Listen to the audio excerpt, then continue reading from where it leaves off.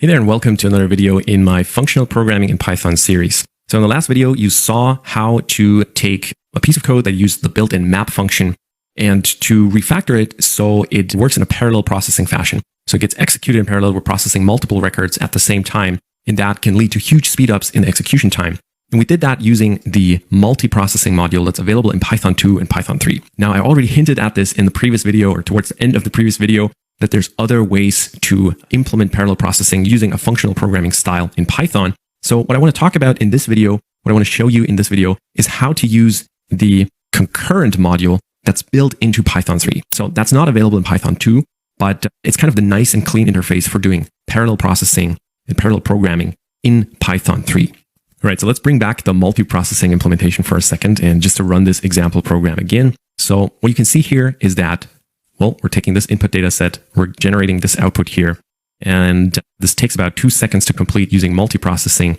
And we can see here based on our logging output that I set up that the work is distributed across a bunch of different processes. So we have these 4 worker processes here that we can identify based on their process ID, and they're working on these records in parallel. And then at the end, the multiprocessing pool reassembles all the results and gives us a list with all these derived, or I guess I call it transformed dictionaries here that are based on the input data.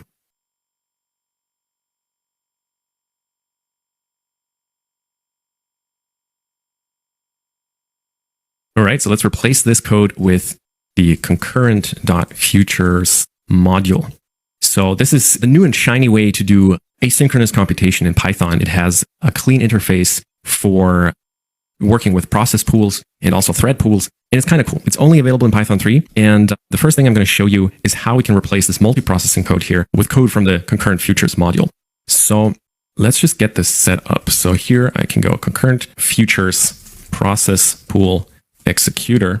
And the way this interface works in the concurrent futures module is that you have these different classes that are called executors. And there are different execution strategies for how your code is run in parallel, whether that's across multiple processes or multiple threads within a single process. And they all follow the context manager protocol. So we can just enter this executor here and then do stuff with it.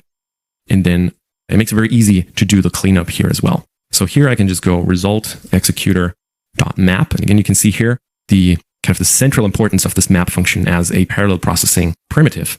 And I'm just going to pass it my transform function and my input data. And hopefully this is going to run. All right, as you can see here, we're pretty much getting the same result that we did get with the multiprocessing based implementation. Again, this is fanning out and it's running across 4 processes in parallel. It's doing the calculations here. It transforms in parallel. It takes about 2 seconds to complete. And then we're getting this itertools chain object. So this is maybe a small difference to what you've seen before, where multiprocessing or a multiprocessing pool.map, it gives you a list of results, whereas this will give you an iterator here. And so if I wanted to convert that back into a immutable data structure, I'd probably just call tuple on it. And again, if you maybe want to go back to some of the previous videos to see why I needed to do that, because I explained it in, I think there was a video on doing the map operation that's built into Python directly. So again, we're going to rerun this. And now we're getting the expected output because we're just converting, we're consuming this iterator, turning it into a tuple here with all these output elements so we can print them nice and cleanly.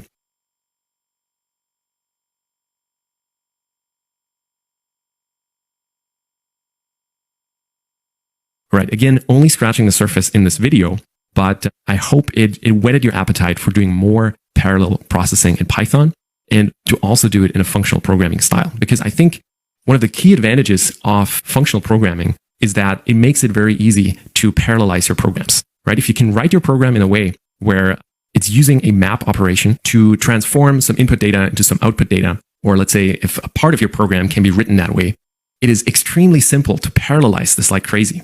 As you've seen here, all you need is you need to import concurrent futures and you need these 2 lines of code instead of a straight up map call that's built into Python.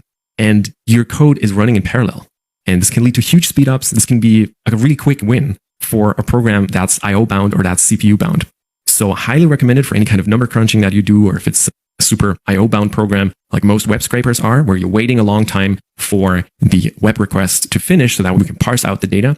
This is extremely handy for those kinds of situations. And I would encourage you to play with it and just get a better understanding of how this works and what the difference is between thread-based parallelism and process-based parallelism, and how the global interpreter lock works in Python.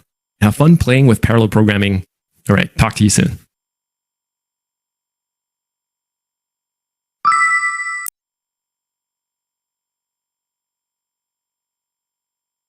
So that was pretty easy to do. You may be wondering, okay, why should I use this thing here over multiprocessing or over a multiprocessing pool? Well, what's kind of nice is that the concurrent futures module, it provides a couple of different implementations that allow you to change very easily how your computations are happening in parallel. So this was the process pool executor, and I can just swap out the word process for the word thread, and then we're going to get a different result here. So now you can see here that the thread pool executor actually performed all of these calculations within a single process spread out across multiple threads. In this case, it's even faster, but this is just a toy example. It's not really doing anything. It's just sleeping for a second. But you can already see here that the big difference is that now everything is running within a single process. Parallel computation is happening because we have multiple threads within that single process that are working on this data in parallel.